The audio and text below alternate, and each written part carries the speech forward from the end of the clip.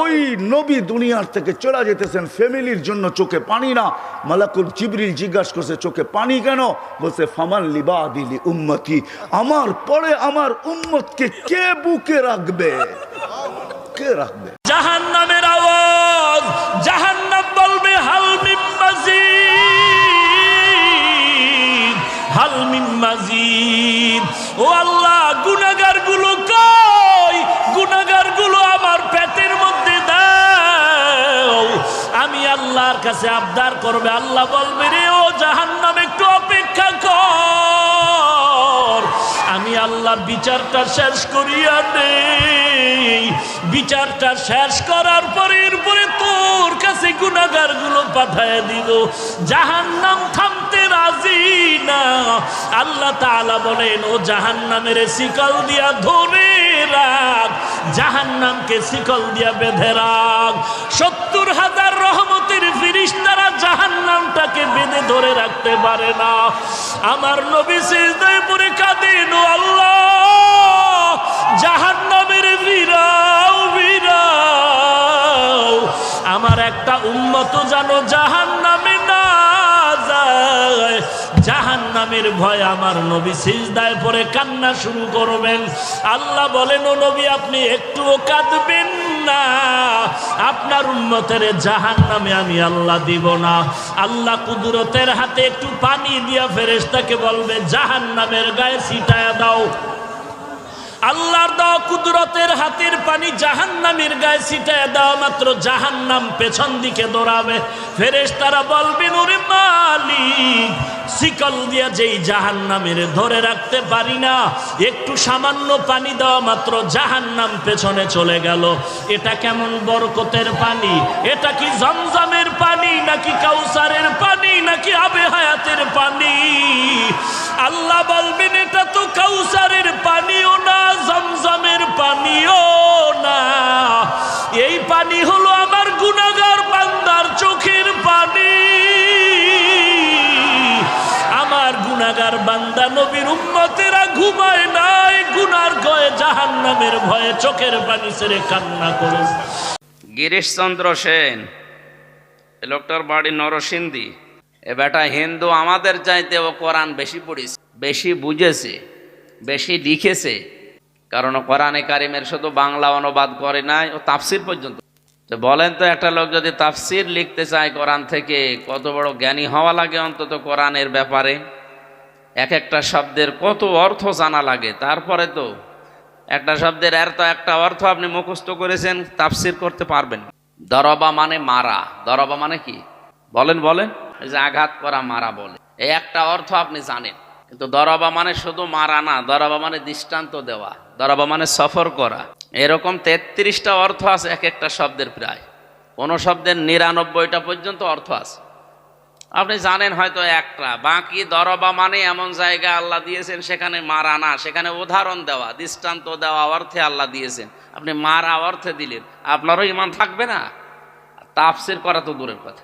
আশরাফ ভাইয়ের আগে যে মাওলানা কথা বলছিলেন, আমি খাবার খেতে যে একটু কান এদিকে লাগিয়ে শুনছিলাম। অমা কান আলী মুকমিনি ওয়ালা মুকমিনাতিন ইদা কদাল্লাহু ওয়া রাসূলুহু আমরন। এখানে আল্লাহ তাআলা ফাইল, কর্তা।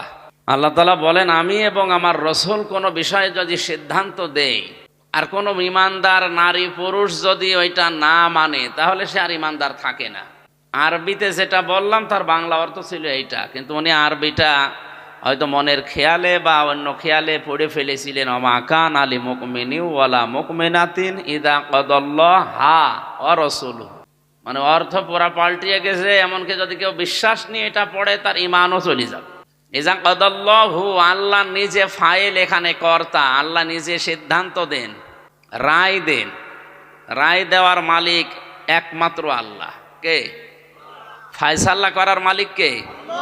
এখন এই জায়গায় যদি আল্লাহকে ফায়সাল্লা করা হচ্ছে, আল্লাহ নবী তাই জানিয়ে দিলেন, এ আমার উম্মত, এ আমার উম্মতিরা, শোনো গো তোমাদের নবী আমি মুহাম্মদ রাসূল জানিয়ে দে আমার জীবনের শেষ কথা কি ছিল। নবী যখন দুনিয়া জমিন থেকে আখিরাতের রাস্তায় চলে যাচ্ছিলেন, আল্লাহ নবীর জবানে শেষ কথা ছিল সালাত সালাত সালাত, নামাজ নামাজ নামাজ। আর একটা কথা ছিল ইয়া রাব্বি হাবলি ইয়া উম্মতি ইয়া উম্মতি, আল্লাহ আমার উম্মত উম্মতিদের কি হবে উপায়। আর একটা কথা ছিল নামাজ নামাজ নামাজ। এ নওজওয়ানেরা, আল্লাহ নবী জানিয়ে দিলেন যখন তোমরা নামাজে দাঁড়িয়ে যাবে মনে রেখে দিও একেবারে তোমাদের কুদরতি ভাবে আল্লাহ তোমাদের সামনে দাঁড়িয়ে আছে, তিনার সঙ্গে তোমরা কথা বলতে শুরু করে দিয়েছো। আলহামদুলিল্লাহ রাব্বিল আলামিন, সমস্ত প্রশংসা সেই রবের রব্বুল আলামিনের। এইভাবে তুমি যখন তিলাওয়াত করবে আল্লাহ পাক তোমার তিলাওয়াতের প্রত্যেকটা জবাবটা দিতে থাকবে। যতক্ষণ তিলাওয়াত করবে আল্লাহ পাকের সঙ্গে কথা হতে থাকবে। আল্লাহ নবী আরো জানিয়ে দেয় যখন তুমি সিজদায় পড়ে যাবে, যদি মাটিতে নামাজ পড়ো তুমি দেখবে তোমার কপালে মাটি লেগেছে, মার্বেলে নামাজ পড়লে মার্বেল লেগেছে, এবং মকমলে নামাজ পড়লে কপালে মকমল ঠেকছে। কিন্তু আমার আল্লাহ জানিয়ে দিলেন হাদিসে কুরসিতে, নবী আমাদেরকে জানিয়ে দিয়েছে, হে আমার উম্মত উম্মতিরে, তোদের কপালটা আমার আল্লাহর কুদরতি কদমে পড়ে যায়। এ নওজওয়ানেরা, যুবকেরা, এই নামাজ কাজা করো না গো। ও আমার আম্মা জানেরা, ভুলের এই নামাজ ছেড়ে দিও না গো। কারবারে আছো ওখানে দাঁড়িয়ে যাও, দোকানে আছো ওখানে দাঁড়িয়ে যাও, ফিরি যদি থাকো মসজিদে চলে যাও। কেননা একা একা নামাজ পড়ার থেকে জামাতের সঙ্গে পড়লে 27 গুণ সওয়াব বেশি দেয়। এ নওজওয়ান তরুণেরা, যখন তুমি সিজদায় পড়ে গিয়ে সুবহান রাব্বিল আলা তাসবিহ পড়বে, আমার আল্লাহ ফেরেশতাদেরকে ডেকে ডেকে বলবে, ওই ফেরেশতা দেখো দেখো দেখো দেখো, তোমরা যাদেরকে বানাতে মানা করেছিলে কি করছে তারা দেখো। ফেরেশতা তখন বলতে লাগবে, ও রব্বি আল্লাহ, দুনিয়া সব কিছু ভুলে গিয়ে নিজেকে আপনার কুদরতি কদমে উৎসর্গ করে দিয়েছে। দিয়ে তারা বলতে লেগেছে সুবহান রাব্বিল আলা, ওরে আমার ফেরেশতারে, পাপের বোঝা নিয়ে আমার পবিত্রতার বর্ণনা করে, পাপের বোঝা নিয়ে আমার পবিত্রতার গুণগান করে। ওরে ফেরেশতারে, ও যদি আমার পবিত্রতার গুণগান দেয় আমি আল্লাহ কেন ওকে ছেড়ে দেবো? তোরা সাক্ষী থেকে যা, আমাকে যেমন ওরা বলেছে সব থেকে মহান পবিত্র আপনি, আমি আল্লাহ ওদের জীবনের পাপকে মাফ করে দিয়ে ওদেরকে পবিত্র বানিয়ে দিলাম। আমি সূরাতুল বাকারার একটি আয়াত তেলাওয়াত করেছি এবং বোধ করি আয়াতটি সবার মুখস্থ। আয়াতটির নাম আয়াতুল কুরসি। কি নাম?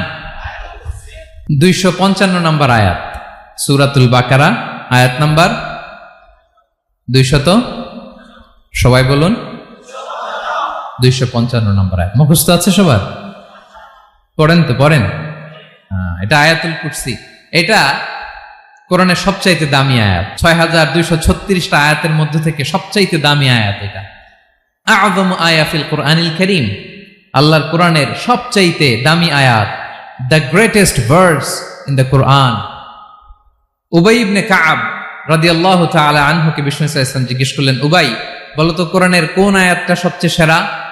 উবাই জানেন, তারপরে বললেন আল্লাহু ওয়া রাসূলুহু আ'লাম, আল্লাহ আল্লাহ রাসূল ভালো জানেন। দেখেন কত বিনয়ী ছিলেন সাহাবারা, জেনেও উত্তর দিতে চাইতেন না, ভাবতেন না জানি বিষ্ণুনবী নতুন কিছু আমাদেরকে জানায়। বিষ্ণুনবী আবার বললেন, তুমি কি জানো কোরআনের সবচেয়ে শ্রেষ্ঠ আয়াত কোনটা? এবার উবাই ভাবলেন এবার আমি উত্তরটা দিয়েই দেই। তিনি বললেন আয়াতুল কুরসি, আল্লাহু লা ইলাহা ইল্লা হুয়াল হাইয়ুল কাইয়ুম, এটা শ্রেষ্ঠ আয়াত। বিষ্ণুনবী খুশি হয়ে উবাই ইবনে কাবের বুকে একটা চাপড় মারলেন, এরকম আদরের চাপড় দিয়ে বললেন, লিয়াহনিকাল ইলমু ইয়া আবুল মুনজির, হে আবুল মুনজির, জ্ঞান এবং প্রজ্ঞা তোমার জন্য মোবারক হোক, তুমি ঠিক বলেছো। সুবহানাল্লাহ পড়ে। তাহলে এই প্রথম ইনফরমেশনটা আজকে জানলাম। কোরআনের সর্বশ্রেষ্ঠ আয়াতের নাম, সবাই বলবেন একসাথে, কোরআনের সর্বশ্রেষ্ঠ আয়াতের নাম কোন সূরায়? আয়াত নাম্বার 255। এত আয়াত থাকতে এই আয়াতটা কেন সর্বশ্রেষ্ঠ হলো রে ভাই? এর কারণ এই আয়াতের ভেতরে আল্লাহ তাআলা তার নিজের পরিচয় তুলে ধরেছেন। এই আয়াতের ভেতরে আল্লাহ তাআলা তাওহীদের পরিচয় দিয়েছেন, একত্ববাদ, তিনি যে একক। আমাদের রব কয়জন? নাকি দুইজন, তিনজন? কয়জন? আমাদের রব একজন, এক আল্লাহর পরিচয় আছে। এখানে আল্লাহর জ্ঞান, আল্লাহর ক্ষমতা, আল্লাহর কুদরতের বিবরণ আছে। এই একটি আয়াতে আল্লাহর 4টা আসমাউল্লাহিল হুসনা আছে।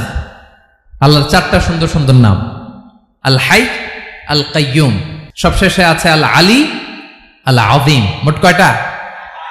জোরে বলেন। আল হাইয়ুল কাইয়ুম 2টা, আল হাই একটা, আল কাইয়ুম একটা। ওয়ালা ইয়াউদুহু হিফযুহুমা ওয়া হুয়াল আলিয়ুল, একটা আল আলী আর একটা আযীম। তাহলে মোট আল্লাহর কয়টা নাম আছে এখানে? এজন্য এই আয়াতটা কোরআনের সবচাইতে শ্রেষ্ঠতম আয়াত, আয়াতুল কুরসি। এটা আপনারা পড়বেন। বিষ্ণু ঈসা ইসলাম বলেন, মান করা আয়াতুল কুরসি দুবুরা কুল্লি সালাতিন মাকতুবাতিন লাম ইয়ামনাহু মিন দুখুলিল জান্নাতি ইল্লাল মাউত। প্রত্যেক ফরজ সালাতের পরে যে ব্যক্তি আয়াতুল কুরসি পড়ে তার জান্নাতে যাওয়ার ক্ষেত্রে আর কোনো বাধা থাকে না, একটা জিনিস ছাড়া, সেটা হচ্ছে মরণ, মৃত্যু। লোকটা মরে না তাই জান্নাতে যায় না, মরলেই জান্নাতি।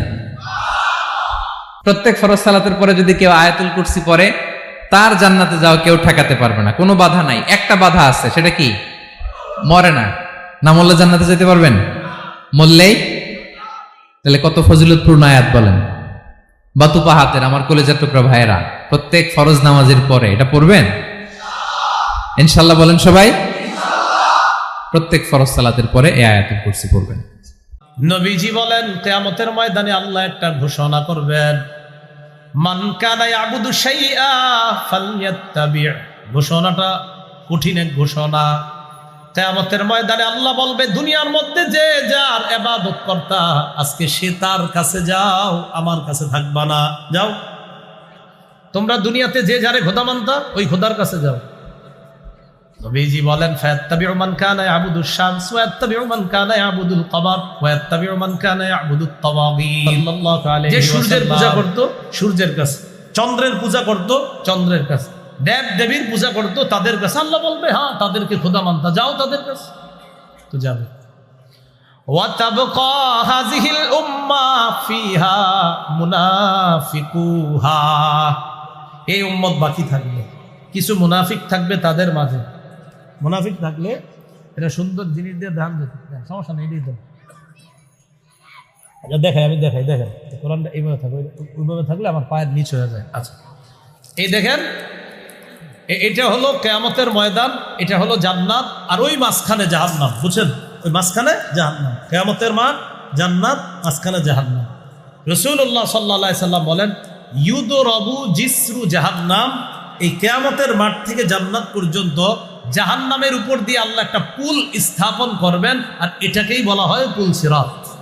কি বলা হয়? পুল সিরাত। এই পুল সিরাত স্থাপন করার পর নবীজি বলেন, জানো কি অবস্থা হবে? ওয়া দুআউর রুসুলি ইয়াউমা ইযিন আল্লাহুম্মা সাল্লিম। পড়েন আমার সাথে, আল্লাহুম্মা সাল্লিম।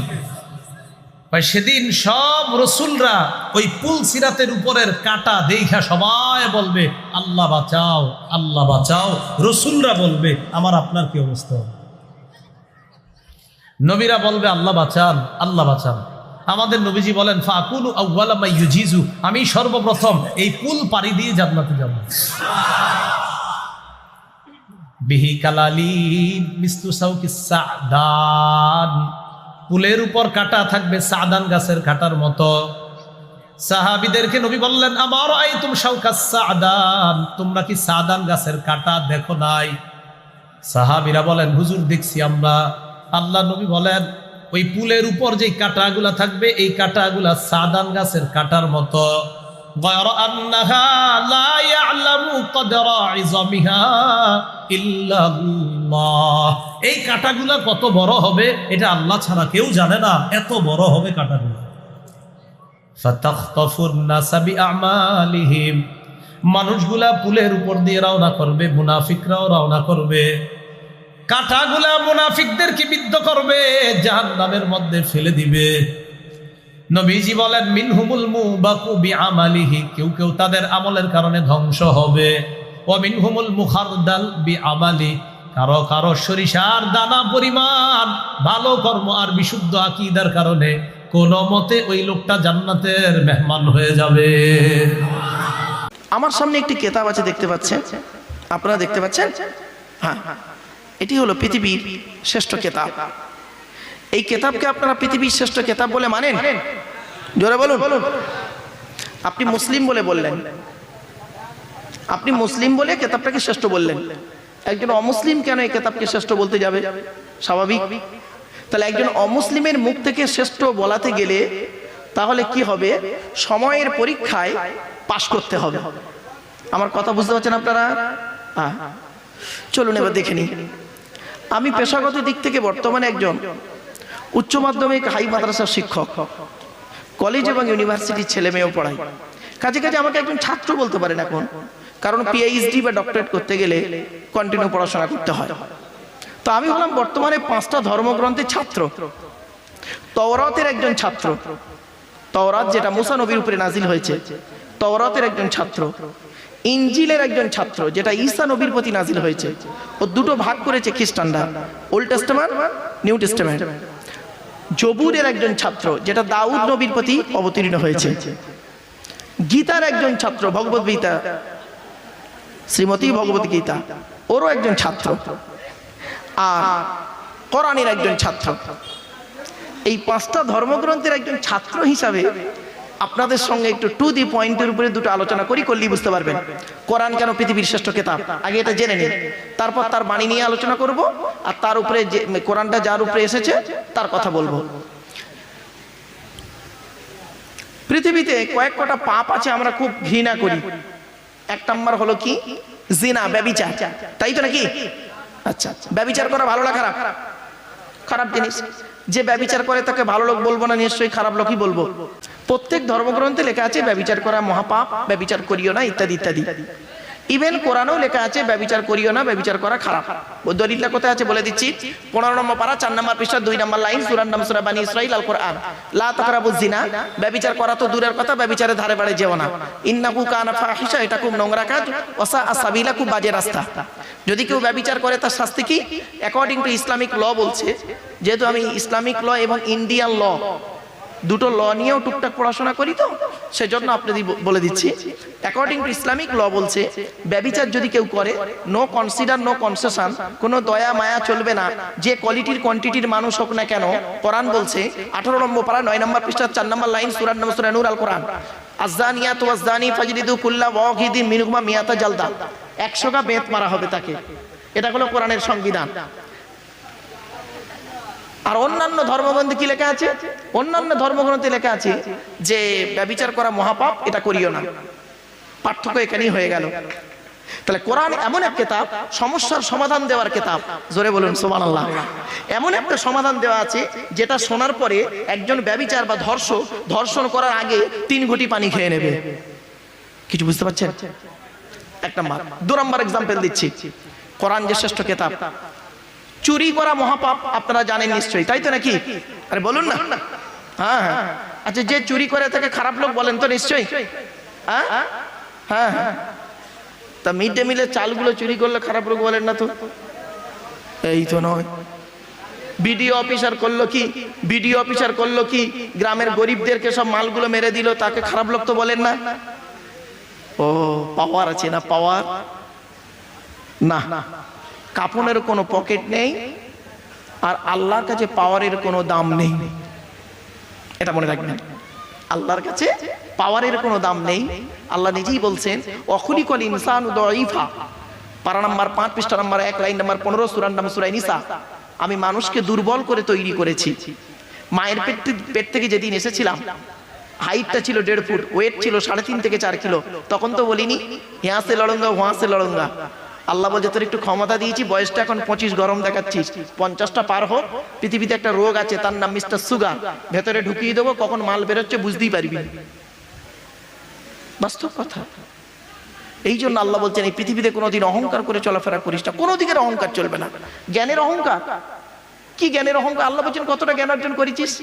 কোরআন বলছে, আমার কথা নয় বাপেরা, কোরআন বলছে অখলি, কোরআন বলছে ওমা উতিতুম মিনাল ইলমি ইল্লা কলিলা, পারা নাম্বার 15 পৃষ্ঠা নাম্বার 9 লাইন নাম্বার 6 সূরার নাম সূরা বানী ইসরাঈল আল কোরআন। আল্লাহ বলছেন আমি তোদের সামান্য জ্ঞান দান করেছি। ও বাবা, বাংলা এমএ পাস করেছে, বাংলার জ্ঞান, অ থেকে চন্দ্রবিন্দু চাঁদ অক্ষর কটার ভিতরেই তোর জ্ঞান। ইংরেজিতে এমএ পাস করেছে, ইংরেজির জ্ঞান, এ থেকে জেড পর্যন্ত অক্ষর কটার ভিতরেই তোর জ্ঞান। আল্লাহ বলছে বান্দা শোন, আরবি তো মাওলানা হয়েছিস, মাওলানা মুফতি, আলিফ থেকে ইয়া পর্যন্ত অক্ষর কটার ভিতরেই তোর জ্ঞান। কয়েক কটা অক্ষরকে একত্রিত করে গোটা কত শব্দ তৈরি করে কি করলি, আর কয়েক কটা শব্দকে একটা বাক্য তৈরি করে কি বললি, there is a no god, Allah নাই। তো চোখ থেকে কয়েক হাজার কিলোমিটার দূরে চাঁদ, তাকে তুই দেখতে পাস, চোখের উপরেই কপাল, আয়নার সহযোগিতা ছাড়া দেখতে পাস না। আল্লাহ বলছে কিসের অহংকার দেখাচ্ছে এই পৃথিবীতে? লাঠির বল, পাটির বল, চেয়ারের অহংকার। আল্লাহ বলছে বান্দা শোন, 5 বছরের জন্য ভোটে জিতিয়ে তোর একটা চেয়ার দান করব। এই চেয়ারের মর্যাদা যদি রাখতে পেরেছিস তো ভালো, পরের ইলেকশনে এমন হারাবো, তুইও যা, একটা টলিও লাউতাও। ভেবেছেন কিসের অহংকার করি আমরা পৃথিবীতে? চলেন, লাঠির বল, পাটির বল। জাস্ট উদাহরণ দিচ্ছি, আপনাদের এলাকার ধরুন সব থেকে বড় গুন্ডা রাস্তা দিয়ে যখন চলে, জনগণ তার সামনে মুখ খুলতে পারে না, 40টা বডিগার্ড নিয়ে চলে, সামনে 10টা বডিগার্ড, পেছনে 10টা বডিগার্ড, ডান দিকে।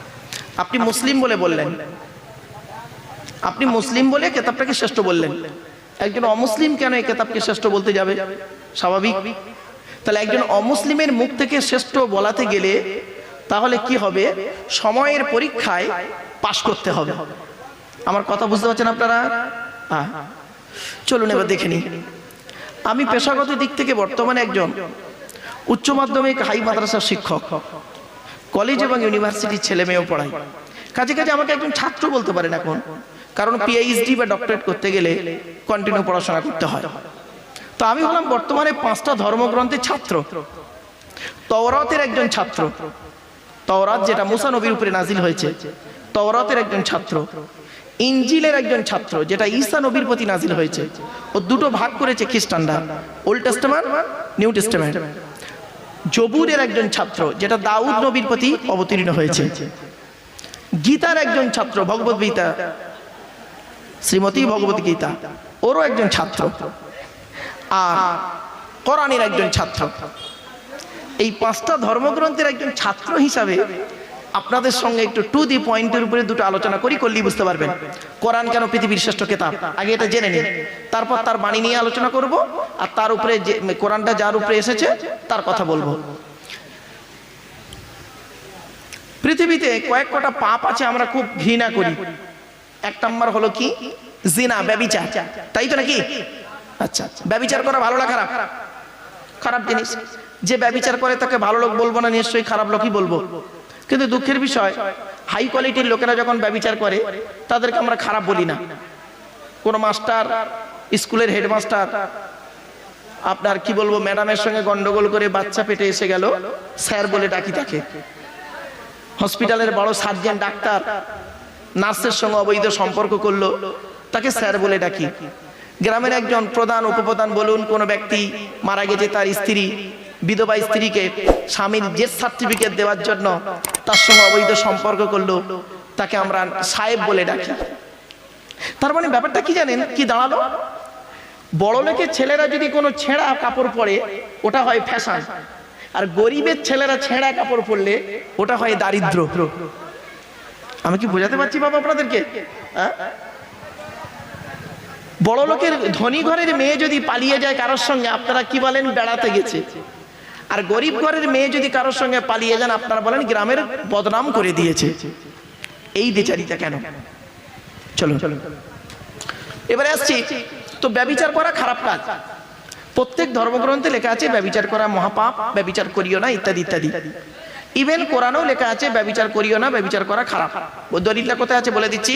15 নম্বর পারা 4 নম্বর পৃষ্ঠা 2 নম্বর লাইন, সূরার নাম সূরা বানী ইসরাঈল আল কোরআন। লা তাকরাবুজ জিনা, ব্যভিচার করা তো দূরের কথা, ব্যভিচারের ধারে বাড়ে যেও না। ইন্নাহু কানা ফাহিশা, এটা খুব নোংরা কাজ। ওয়াসা আসাবিলা, খুব বাজে রাস্তা। যদি কেউ ব্যভিচার করে তার শাস্তি কি? অ্যাকর্ডিং টু ইসলামিক সর্বপ্রথম একটি পূর্ণাঙ্গ সূরা যেটি, সেই সূরাটির নাম হচ্ছে সূরা ফাতিহা। এর আগে যত সূরা নাজিল হয়েছে রাসূল করিম সাল্লাল্লাহু আলাইহি ওয়াসাল্লামের কাছে তা ছিল 10 আয়াত, 20 আয়াত, 30 আয়াত এরকম করে করে। কিন্তু পূর্ণাঙ্গ সূরা হিসাবে হুজুরের কাছে প্রথম যে সূরাটি নাজিল হয় সেই সূরাটির নাম হচ্ছে সূরা ফাতিহা। আর এই ফাতিহার এটা গ্রন্থের প্রারম্ভিকা হিসাবে রাখা হয়েছে বলে এই সূরাটির নাম হচ্ছে আল ফাতিহা, সূরাতুল ফাতিহা অথবা ফাতিহাতুল কিতাব। যার সাহায্যে কোনো জিনিসকে উদ্বোধন করা হয়, শুরু করা হয়, সেটার নাম হচ্ছে ফাতিহা। সূরা ফাতিহার একটা নাম না, বরং এর অনেকগুলি নাম আছে। সূরা ফাতিহার কম বেশি 22টি নাম পাওয়া যায়। আবার তাফসীরে রুহুল মানিতে এর 40টি নাম বলা হয়েছে। সূরা ফাতিহা অত্যন্ত ফজিলতপূর্ণ একটি সূরা, বরকতপূর্ণ সূরা। এই সূরাটির এক নাম হচ্ছে ফাতিহাতুল কিতাব, মানে হচ্ছে কোরআন কুঞ্জিকা, কোরআনের চাবি অথবা কোরআন প্রারম্ভিকা। এটাকে বলা হয়েছে উম্মুল কিতাব, কোরআনের কিতাবের মা। তো মা মানে কোরআন শরীফের পেটে সূরা ফাতিহা হয়েছে তা না। আরবিতে শব্দের অর্থ হচ্ছে কেন্দ্র, সেন্টার, আসল। এই জন্যে মক্কা শরীফকে বলা হয়, কোরআনে কারীম মক্কা শরীফকে বলেছে কি? উম্মুল কোরা, গ্রাম সমূহের মা। সারা পৃথিবীর সমস্ত জায়গা থেকে, শহর গঞ্জ গ্রাম থেকে লোকেরা এখানে এসে একত্রিত হয়, সেজন্য এটার নাম রাখা হয়েছে উম্মুল কোরা। আবার সেনাবাহিনীর পতাকাকে বলা হয় উম্মুন, তার মানে হচ্ছে সমস্ত সেনাবাহিনী এই পতাকার ছায়াতলে ঐক্যবদ্ধ হয়, একত্রিত হয়, সেজন্য সেই পতাকার নাম হচ্ছে উম্মুন। অনুরূপভাবে গোটা কোরআনে কারীমের মধ্যে যা কিছু আছে তা সূরা ফাতিহার ভিতরে কেন্দ্রীভূত করা হয়েছে বলে এটার নাম হয়েছে উম্মুল কিতাব। এটার নাম হয়েছে সূরাতুর রাস। রাস শব্দের অর্থ হচ্ছে মগজ। মগজ হচ্ছে মাথার কেন্দ্রস্থল, আর গোটা কোরআনে কারীমের কেন্দ্রস্থল হচ্ছে সূরা ফাতিহা। সূরা ফাতিহার আরেক নাম হচ্ছে সূরাতুল কানজ, অর্থাৎ খনি, খনির সূরা। তার মানে হচ্ছে জ্ঞান বিজ্ঞানের সমস্ত খনি আল্লাহ পাক সূরা ফাতিহার মধ্যে রেখে দিয়েছেন। সুবহানাল্লাহ ওয়া বিহামদিহি। এর আরেকটা নাম হচ্ছে সূরাতুল ওয়াফিয়া, অর্থাৎ পূর্ণত্ব, পূর্ণত্ব প্রাপ্ত। এই সূরাটি হচ্ছে একমাত্র সূরা যা খণ্ডিত করে পড়া যায় না। কোরআন শরীফের যে কোনো সূরাকে অংশ বিশেষ তেলাওয়াত করে নামাজ পড়তে পারেন, অংশ বিশেষ পড়তে পারেন, কিন্তু সূরা ফাতিহা হচ্ছে এমন একটি সূরা যে সূরা খণ্ডিত করে পড়া যায় না। পড়তে হলে সবটাই পড়তে হবে, এজন্য এটার নাম হচ্ছে পূর্ণত্ব প্রাপ্ত। এটাকে বলা হয়েছে আসাসুল কোরআন, অর্থাৎ কোরআনের ভিত্তি। 30 পারা কোরআনের পূর্ণাঙ্গ ব্যবস্থা পেশ করা হয়েছে, তার ভিত্তি হচ্ছে সূরা ফাতিহা। এটার নাম হচ্ছে সূরাতুল হামদ, প্রশংসার সূরা। যেহেতু সূরা ফাতিহায় আল্লাহর প্রশংসা দিয়ে ভরা, এই জন্য এটার নাম হচ্ছে সূরাতুল ফাতিহা। এর আরেকটি নাম হচ্ছে সূরাতুশ শুকর, শুকর করা, কৃতজ্ঞতা প্রকাশ করার সূরা। এই সূরাটির মধ্যে মানুষ আল্লাহ পাকের অসীম অনুগ্রহের শুকরিয়া আদায় করে বলে প্রশংসার মাধ্যমে, এই জন্য এটার নাম হয়েছে সূরাতুশ শুকর। সূরাটির নাম আরেকটি নাম হচ্ছে সূরাতুদ দোয়া। এই সূরাটি একটি দোয়া, একটি প্রার্থনা, আল্লাহ পাকের কাছে প্রার্থনা করা হয়, সেজন্য এটার নাম হচ্ছে সূরাতুদ দোয়া। এর আরেকটি নাম হচ্ছে সূরাতুস সুয়াল, অর্থাৎ কামনা করার সূরা, আল্লাহর কাছে চাওয়ার সূরা। এই সূরায় অনেক কিছু আছে যা আল্লাহর কাছে চাওয়া হয়। এই সূরাটি, এর আরেকটি নাম হচ্ছে সূরাতুশ শিফা, অর্থাৎ প্রতিষেধক, রোগ ব্যাধি ইত্যাদি মুক্ত হওয়ার জন্য। সূরা ফাতিহা আপনারা আল্লাহর ওলিদের কাছে, ওলামাদের কাছে যে যান, পানি নিয়ে, তেল নিয়ে, কালো জিরা নিয়ে, ওনারা যা পড়ে ফু দেন, সেই গোপন কথাটা বলে দেই, সেটা হচ্ছে সূরা ফাতিহা। সূরা ফাতিহা কোন কোন কিতাবে মুফাসসিরিন ইকরাম লিখেছেন, মুহাদ্দিসিনরা লিখেছেন যে দুরারোগ্য ব্যাধি, কোন ওষুধ ভালো হচ্ছে না, প্রতিদিন 40 বার করে সূরা ফাতিহা পড়ে পানিতে দম করে ফজরের পরে 41 দিন যদি এভাবে সেবন করে, সেই দম করা পানি দুরারোগ্য ব্যাধিও আল্লাহ পাক ভালো করে দিবেন। সুবহানাল্লাহ বিহামদি। এটা হচ্ছে সূরাতুশ শিফা। এটাকে বলা হয় সূরাতুস সালাত। নামাজ হবেই না সূরা ফাতিহা ছাড়া, নামাজ সূরা ফাতিহা ছাড়া হবে না। এই জন্য লা সালাতা লিমান লাম ইয়াকরা বিফাতিহাতিল কিতাব, হাদিস শরীফে এসেছে সূরা ফাতিহা ছাড়া নামাজ শুদ্ধ হবে না, নামাজ জায়েজ হবে না। সেই জন্য এটার নাম হচ্ছে সূরাতুস সালাত। কোরআনে কারীমের এই সূরাটি, এটাকে হযরত পীর সাহেব কেবলা একটি আয়াত তেলাওয়াত করে বলেছেন সাবউল মাসানি। এটা হচ্ছে নিত্য